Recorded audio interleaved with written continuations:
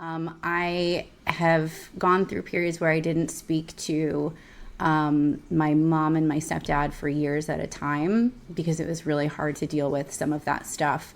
But right now, the place that we're in, I mean, we've been able to have some really great conversations, and especially like with the work that I do now, my mom's really interested in that, and so there's been a lot of healing that's come out of the conversations we've had in the last, oh, I don't know, 8, 9 years or so. So we have a pretty positive relationship, I would say, on all counts, though. It's kind of like understanding who someone is, understanding, what they're going to be there for and what they aren't, setting reasonable expectations.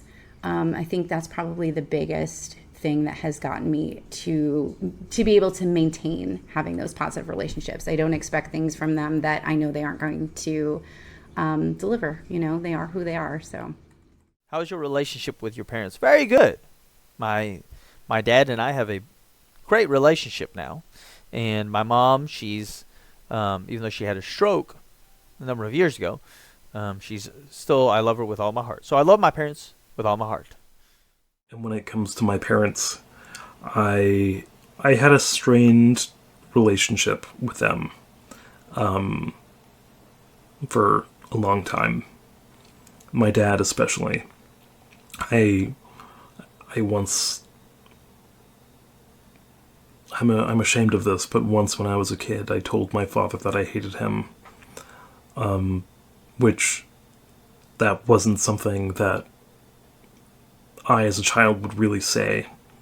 I would never really think that about my parents, but it was partially egged on by my mother.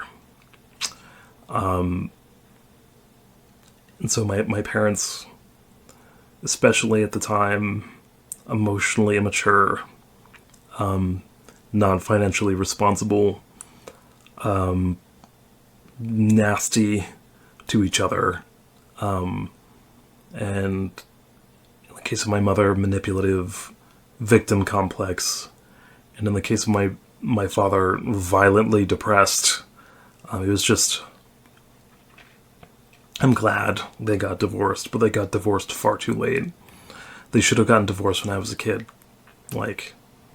They did not need to stay together for me or for anyone, because it was making the situation actively worse.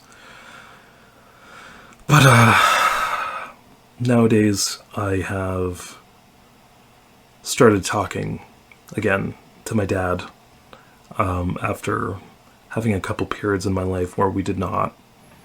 And my mother, I've been on a good note with her for a long time.